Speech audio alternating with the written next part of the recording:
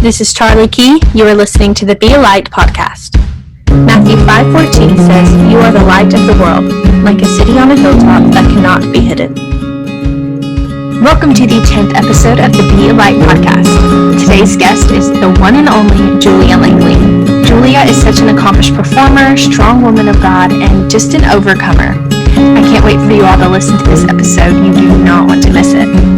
Julia, it is such an honor to have you on. I remember the first time I met you, it was I think I was in second grade when I did your Once Upon a December show, still doing that to this day in your theater camps. And you just have influenced my life and helped me grow as a performer. So I'm so excited to interview you.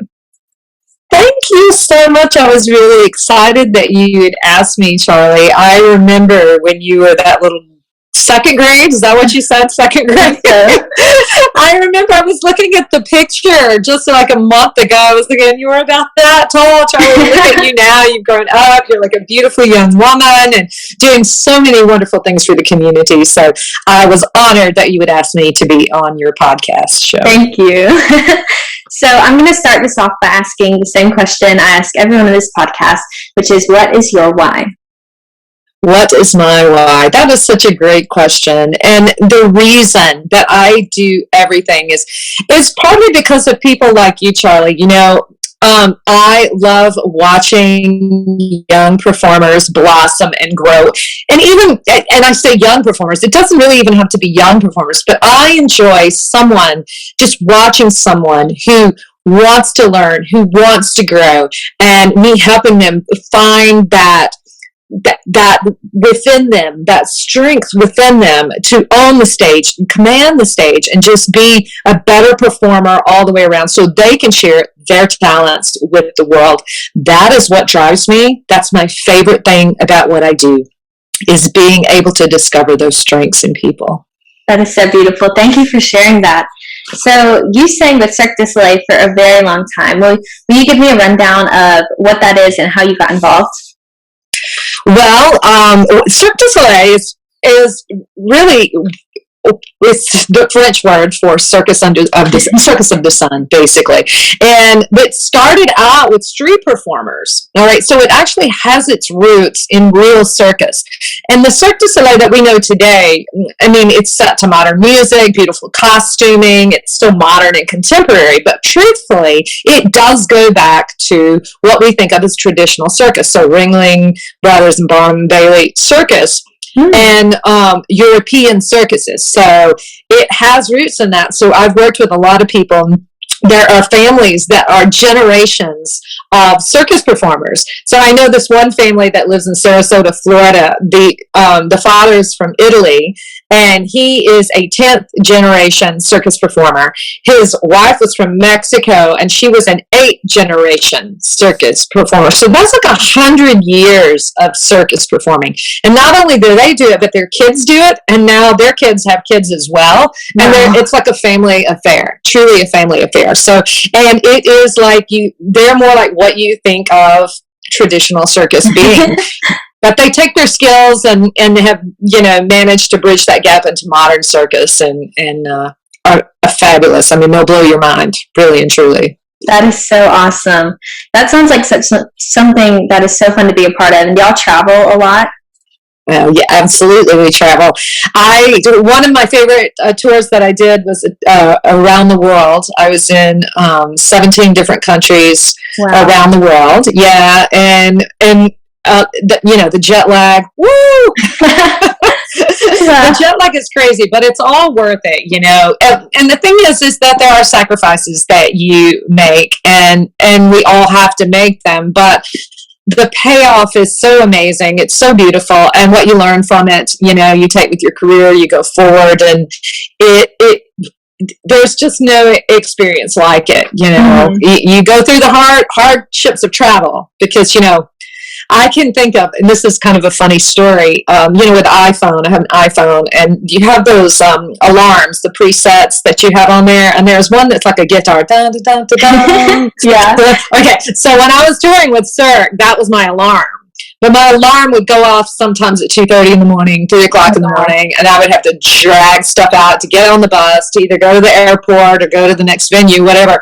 After I sort of got out of touring all the time, I can't even hear that sound. It like makes me sick to my stomach because it was so hard at the time. Yeah. You know, doing that kind of traveling. It's really tough on your body.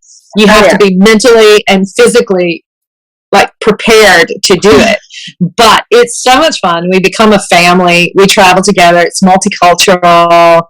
Wow. You learn so much about the world, about yourself, about performing. You just become a better performer all the way around. And so I wouldn't change a thing. I'd do it all over again. Sounds like a dream come true. I would love to travel like that. That would be incredible. But the jet lag and the alarms does sound a little rough. But I guess it is. Are you now? We talked at one time about the Enneagram. You know, I do the Enneagram thing. Charlie, you and I are both 7s, right? Yes, so we are.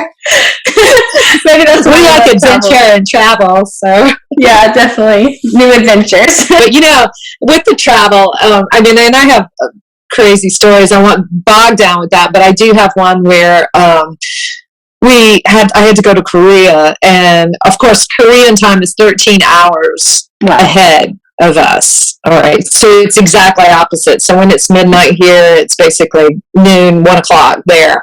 So we flew, of course, all night, got there, and when we landed, it was 7 o'clock Korean time when we got there, right? So that means it's 7 in the morning. So like your clock is completely off. And we went to sleep, and then we got up the next morning and had to be in rehearsals by 8 a.m. Now that's 8 a.m. Korean time, which is like 8 p.m. basically for all practical purposes here. And we rehearsed all day long. By 5 o'clock, which is 5 o'clock in the morning here, I was looking around the room, and we were all like, people were standing sideways. They were listening, and you could see people like, we were so sleep deprived that you could see people like, wait. Yeah, and so you have days like that, and you just push through. You just do the best you can do, you know, and you push through. But the experience is worth it. So, definitely sounds worth it. That does sound a little crazy sometimes. Yeah, it is. Yeah. So when did you decide that performing, or when did you realize that performing is what you wanted to do with your life? Well, I've been a performer since I started at 2, like you did, very young. I was 2 years old when I sang my first song in church, and a cappella, and I was never really that shy, so the minister got me up, and he's like, "Oh, I need to hear this." And I just belted it out, right? So not shy. So music was always a very important part of my life. I played piano my whole life. I sang my whole life. My family sings, and so I sang with them growing up. I did go to college, and I got a business degree. I did not get a music degree. I got a business degree. But music's my love. It's my first love. And so after I got out of school, I worked a little bit in my degree, which is marketing and business. And I was like, I had the chance to do a show called Evita. You may have heard of that, a musical theater show called Evita. And I met some people in that show, and we became fast friends.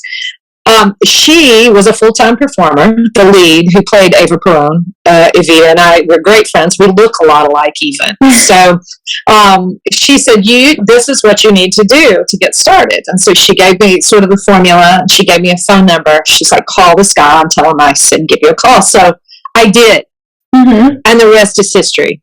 Wow. All right? Yeah. And that's how it happened for me. So that's how it started. Just me getting involved in a regional theater is really what it was. And getting involved, meeting people, and saying, "Oh, I can do this. This is something that I can do for a career." I was young still at the time, or younger than I am. I've been doing this a lot of years, right? But I was like, "Right, this is a perfect opportunity for me to branch out and take a chance." So I did. I stepped out of my comfort zone. I went for it. And then from there, after I got that under my belt, and so I was doing more what we call industrial performances, cabaret style performances. And I got the shot to audition for Cirque, and I did. So awesome. You have been through some very tough things these past couple of years. Do you mind sharing that with me and our listeners? Yeah, I don't mind at all. It's 2019 really kicked it all off for me. It's my career is rock and rolling. I'm touring. I'm doing cabaret work in South Florida, all over the U.S. So things are great, right? And I go get on my bicycle one day to go get some coffee, and I get hit by a car. And I don't mean just a little bit. I get run over, T-boned, crossing an intersection in a car. I have 5 broken bones and a couple of head injuries, spinal cord injury. And then it also left me, which I discovered a few months later, with PTSD, with post-traumatic stress disorder. Yeah. And after that, it seemed like it kicked off a chain of events for me. So 2019, I had my first surgery in 2019. I had spinal cord surgery, and then we went into 2020 with the pandemic. Of course, at that point, a lot of Cirque performers got laid off. They actually went bankrupt, filed Chapter 11. Yeah, it was really a bad year. Of course, a bad year for a lot of people. In 2021, I lost my dad in February. And then 1 month after that, my mom's house got hit by a tornado. And it was destroyed. Yeah, by a tornado. And I could keep going. We got robbed by thieves. We're the target of thieves. I had my 3rd surgery, my shoulder surgery, and then we had a car accident. I could just keep going and keep going. You know? The thing about it is that, you know, I could choose to live in that, or I could really choose to sort of move through it. And you have to feel it.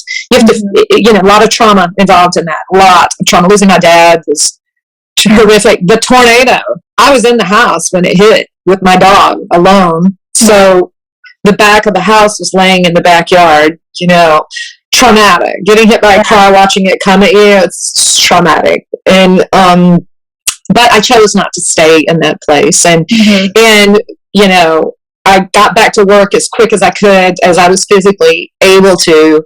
And of course, singing and performing and now motivational speaking, which I'm doing a lot of that, and coaching. So I'm really involved in helping other high-level aspiring performers, whether they be speakers or singers.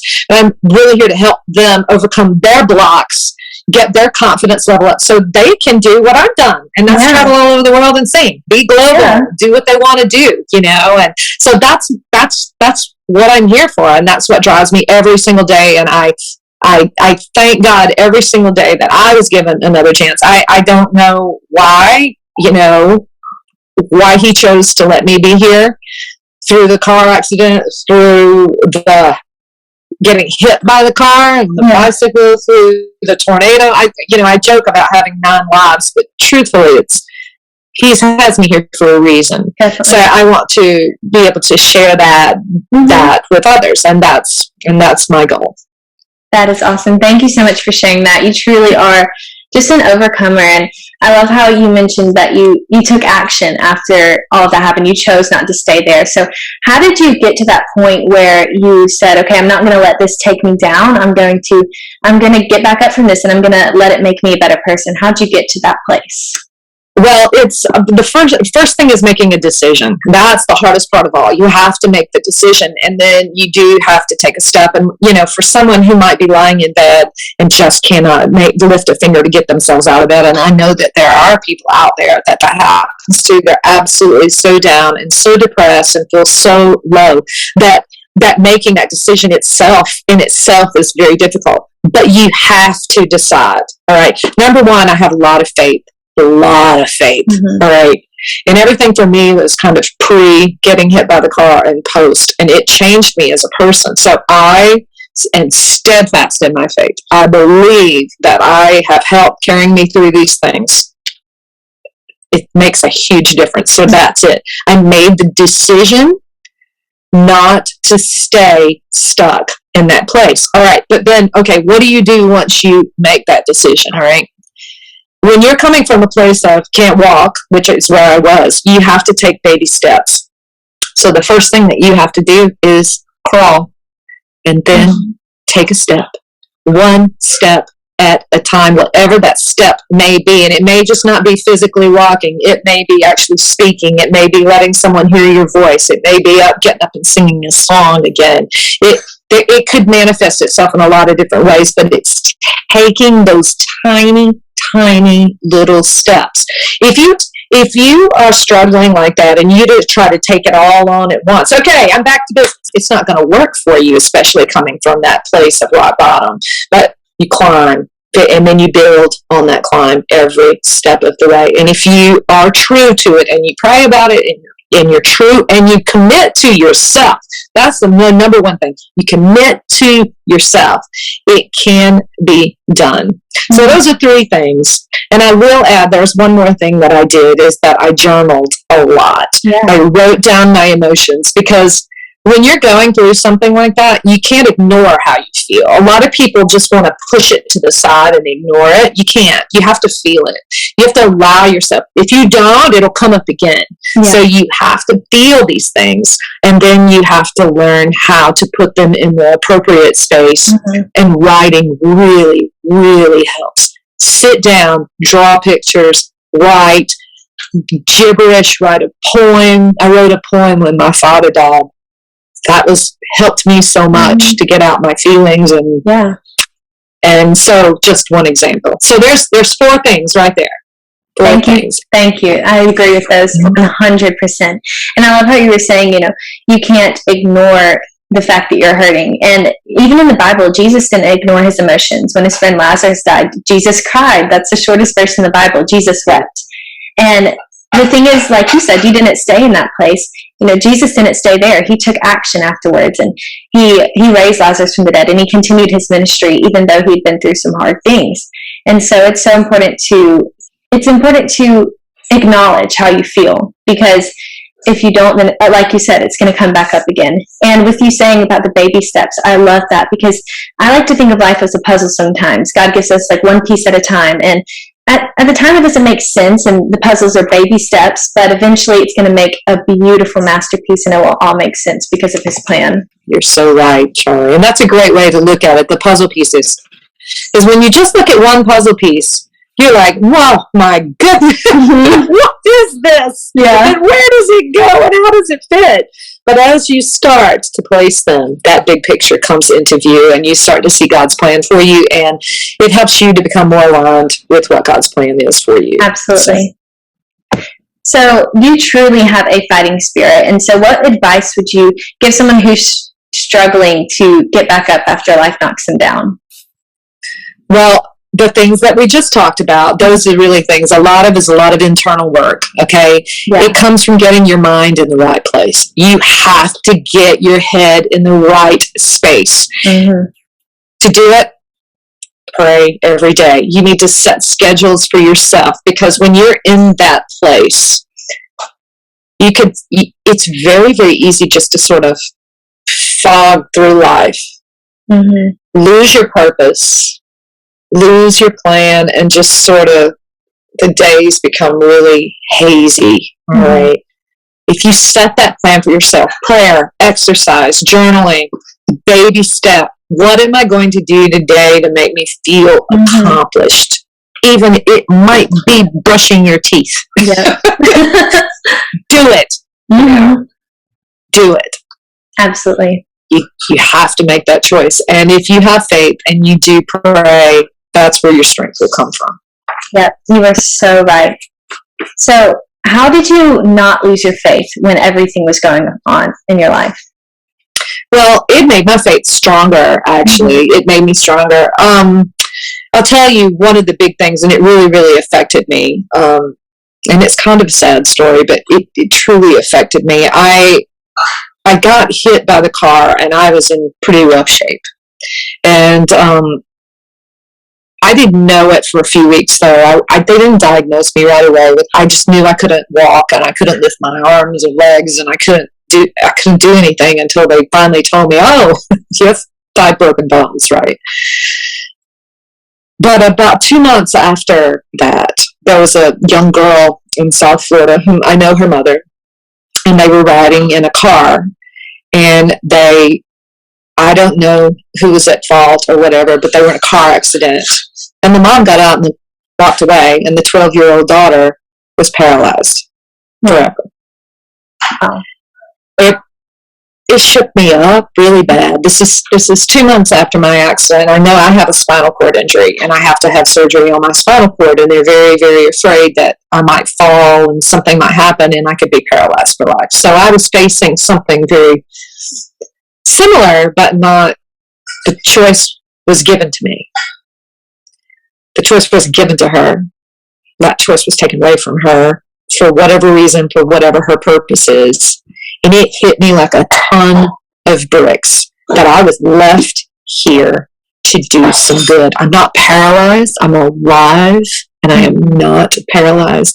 And for that moment forward, and my friends rallied. They rallied around me, and they came to my rescue. And I was filled with so much support and love, and I might get teary-eyed thinking about it, but I can't tell you the people that came to my rescue, and people I never knew would come to my rescue.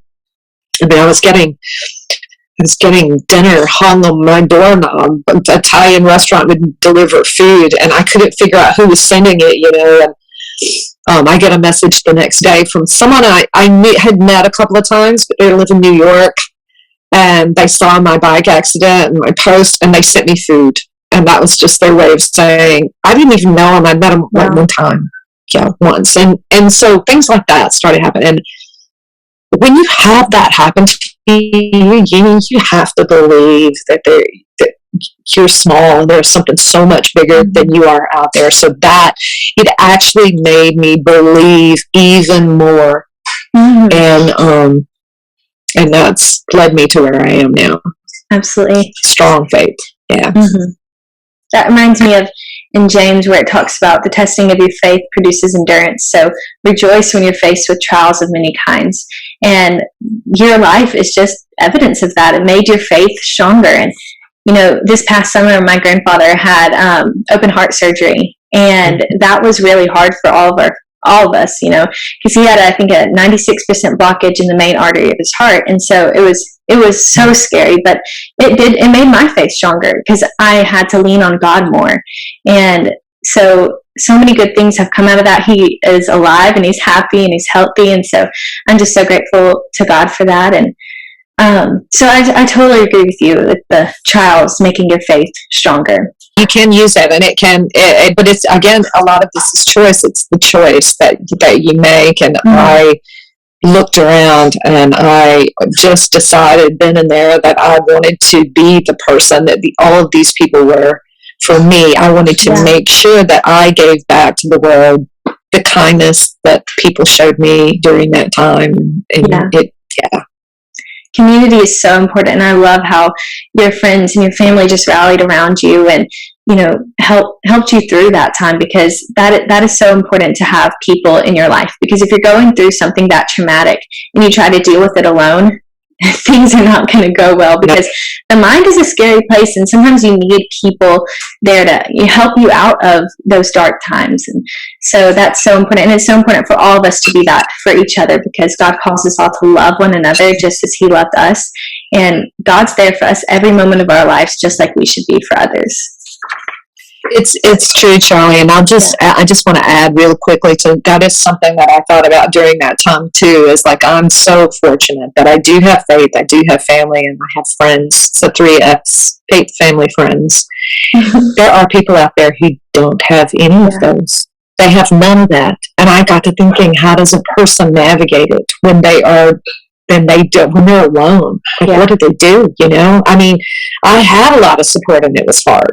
Imagine someone who doesn't have that kind of support, and that's why I think it's so important what you just said, to show each other love and to be kind, because you have no idea what that grumpy person next to you is going through, and it might be something horrible. Absolutely. So it's hard sometimes. It really sometimes, is. But it's always important to show kindness even to strangers because of that very thing. Yeah, you never know what people are going through. It's true. So you're using your voice to share your story, which is something that is so powerful, and you're helping other people who are experiencing similar things or just hard times in general. So was there ever a time that you where you held back from sharing your story, where you were afraid to? Well, yeah, I mean, absolutely. Fear actually is one of the things that I address in programs that I do. Fear is like 76% of the people in the world have stage fright or have some form of resistance or fear when it comes around using their voice in public speaking. And I am no different than that. I mean, I have been doing it a long time, but I still get nervous. And I can remember that time when you're standing up, and especially even when I started my own lawn journey, working a lot online, it's like, do people really want to hear what I have to say? Are they sitting there sneering? Are they sitting there judging because I'm talking? What do they think of me? These are all questions that we ask ourselves. But the truth is, and I had to come to terms with this, just like what you're doing right now. It's a light. It is a light to the world. And there's someone out there that needs to hear what you're saying. And there's someone out there that needs to hear you can be an amazing performer. If you want to travel the world, you can. Mm-hmm. This is what you have to do. Oh, you want to speak? This is what you have to do. You can make it happen. And so, but it took me a while to believe that what I had to offer was needed. So I think that was one of the biggest things, is coming to the understanding that, my life experiences, there's a lot of knowledge in there. All of these years, all that travel, all that hard work, the sweat, the tears, the disappointments, the losing, because you lose a lot more than you win sometimes. Yeah. All of that. It is the accidents, the things I learned from it. It can help others. Exactly. And that is what makes me share, is knowing that I can make a difference. And even if it isn't just one person's life, then that's one person that is changed in a positive way. Mm-hmm. That reminds me of a Bible verse I actually keep on my phone case, and it's, "You planned evil against me. God planned it for good, to bring about the present result, the survival of many people." That's Genesis 50:20. And, that's why testimonies are so important. God gives us those for a reason. And like you said, He's kept you here for a reason. So, and you're pursuing that purpose. You're pursuing, the chance is that He has given you to continue living and to continue serving. And so that is so beautiful. Thank you for doing that. So one more question. I don't know if you'll probably know what I'm talking about. So when we were cleaning up for the Once Upon a December show this year that you put on, I found your mom's measuring tape for costumes, and it had a crocheted cardinal on it. And I returned it to her, and I told her how beautiful it was, and she went on to tell me the story of cardinals and the significance it has in your family and how that resurfaced after the tornado. So could you share that story? I can, yeah. Before my dad passed, we had a fig tree outside the kitchen window, and we would sit and have breakfast. And this fig tree, he put Miracle Grow on it, and it turned into like this giant, I can't even tell you how huge this thing was, taking over the house. But what was beautiful about it was that we had a family of cardinals that lived in it, redbirds, and they would sit out there and sing and talk to us as we would eat breakfast, When my father passed, the cardinal appeared. It appeared, and we saw it sitting in the tree. Wow. And we would see it every day, and then it would fly away. And then when the tornado hit the house, which was only a month later, the cardinal would appear, and he was standing there, and he was overseeing the work that was happening and the things that were going on. And so there's just something, every single time I see one, I feel like it's the spirit of my dad. And we talk about it a lot. I feel like he's with us all the time. And I think it's because of the cardinals, and cardinals, if you read up on cardinals, they do represent a spirit form. It has not just spiritual, but religious and spiritual significance. And if in the Catholic Church, there are second in command are called cardinals as well. So there is that religious aspect to the cardinal. But beyond being that, I just truly believe that his spirit watches over us all the time, and the cardinal is is the way that we know that He never leaves us and He's always here. That is so beautiful.